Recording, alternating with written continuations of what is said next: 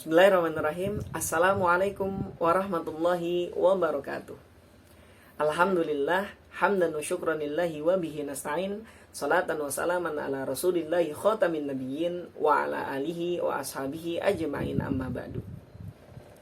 Puji syukur kehadirat Allah Subhanahu wa taala yang telah memberikan kita rahmat dan hidayahnya, iman, Islam serta ihsan, begitu pula kesehatan sehingga kita dapat melaksanakan ibadah Allah Subhanahu wa taala berupa puasa ini.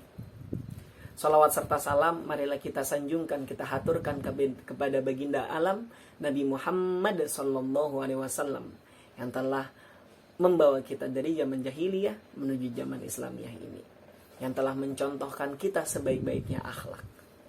Innama bu'itsu liutammima makarimal akhlak. Ikhwani wa akhwati fillah, pada kesempatan kali ini mari bersama kita belajar tentang mukjizat dan keutamaan Al-Quran.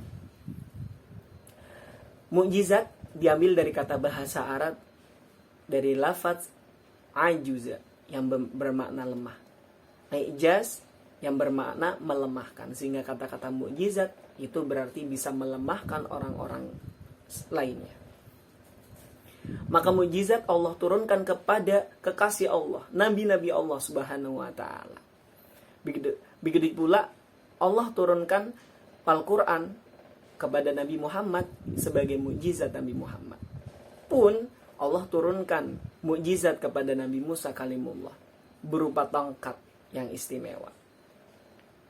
Kenapa disebut mukjizat? Karena bisa melemahkan umat-umat terdahulu. Dulu pada zaman umat Nabi Musa alaihissalam, orang-orang bangga akan sihirnya. Mereka bisa merubah ular, mereka bisa membuat apapun dengan sihirnya.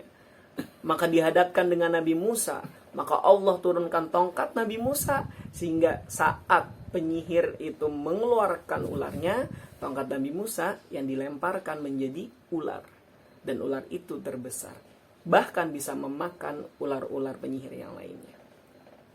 Akan tetapi dengan keangkuhan dan kesombongan mereka tidak mau mengakui mukjizat itu. Padahal dengan mukjizat tongkat Nabi Musa yang berubah menjadi ular itu melemahkan yang lainnya. Pun dengan Al-Quran, ikhwani wa akhwati fillah, Al-Quran diturunkan sebagai mukjizat kepada Nabi Muhammad SAW. Karena pada zaman dahulu orang Arab itu bangga akan dirinya. Mereka bangga, mereka sombong karena mereka bisa membuat syair terbaik menurut mereka.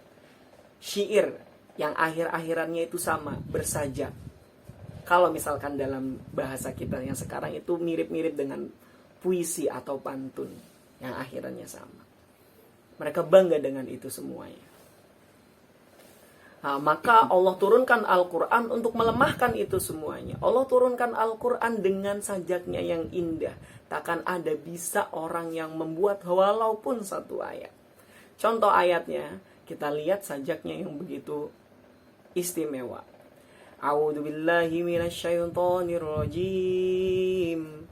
Bismillahirrahmanirrahim. Wadduha wal-laili idza saja. Ma wadda'aka rabbuka wa ma qala. Al-ayah sadaqallahul adzim. Semuanya semuanya. Inilah mukjizat Al-Quran, indahnya kalam Al-Quran. Bahkan suatu ketika ada seorang yang mau membuat Al-Quran, bernama Musailamah Al-Kadzab. Dia mengira dia bisa membuat Al-Quran. Bahkan Allah sendiri menantang, barang siapa yang bisa membuat Al-Quran walaupun satu ayat, walaupun dia bersekutu, dia itu gabungan antara manusia, jin, dan hewan, dan lain sebagainya, maka kalau misalkan ada, Al-Quran bakal terkalahkan. Tapi tidak ada satupun yang bisa. Dulu ada yang namanya Musailamah Al-Kadzab membuat Al-Quran. Apa yang dibuatnya? Pada surat Al-Fil. Dengarkan, beliau membuat surat Al-Fil menggantikan redaksinya. Apa yang diganti sama dia? Dia membuat Al-Fil, ma huwal fil udunuhal kabir. Bayangkan, dia berkata dia bisa membuat Al-Quran. Membuatnya begitu. Al-Fil, gajah.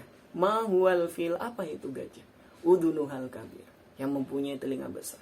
Ini yang dibuat oleh Musailamah al-Kadzab. Begitu lucunya dia membuat Al-Quran. Karena apa? Karena yang begitu anak SD, anak TK bahkan itu ngerti. Bisa membuat begitu.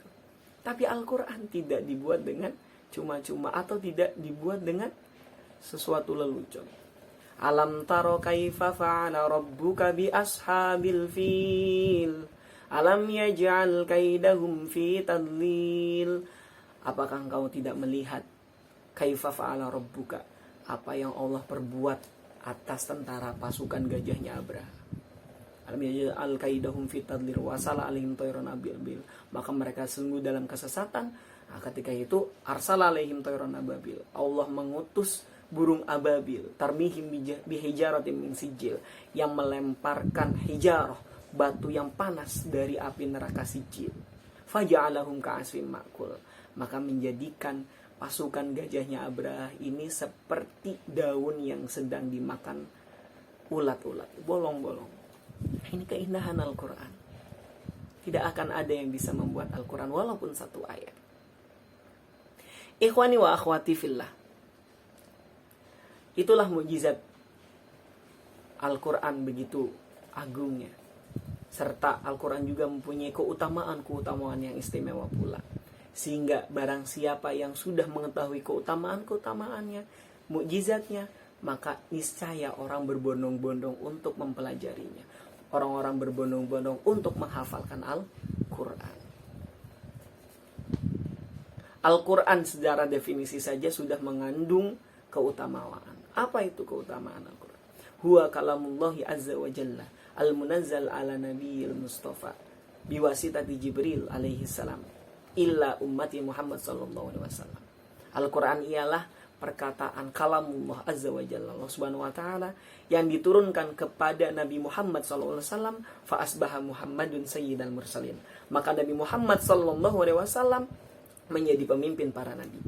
Biwasitati Jibril alaihi salam, dan diturunkan melalui malaikat Jibril, fa asbaha Jibril malikul muluk. Maka Jibril menjadi pemimpin para malaikat.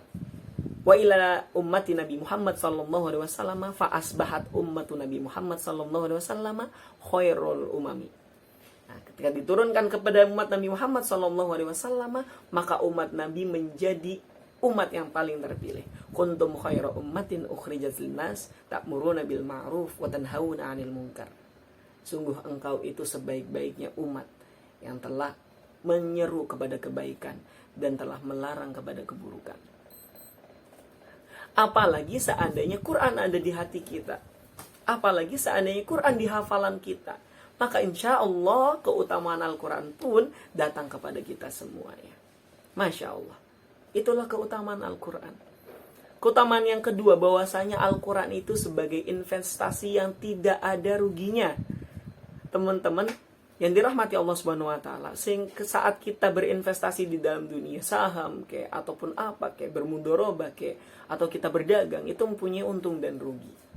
Akan tetapi Al-Quran dengan segala mukjizatnya, dengan segala keutamaannya, ketika kita mau berinvestasi, menghafal dan mentadaburi, membaca dan menghayati, maka tidak akan ada kerugian untuk kita. Allah berfirman dalam surat Al-Fatir, innal ladzina yatluna kitaballah wa aqamus salata wa anfaqu mimma razaqnahum sirran wa alaniyah yarjuna tijaratan lan tabur.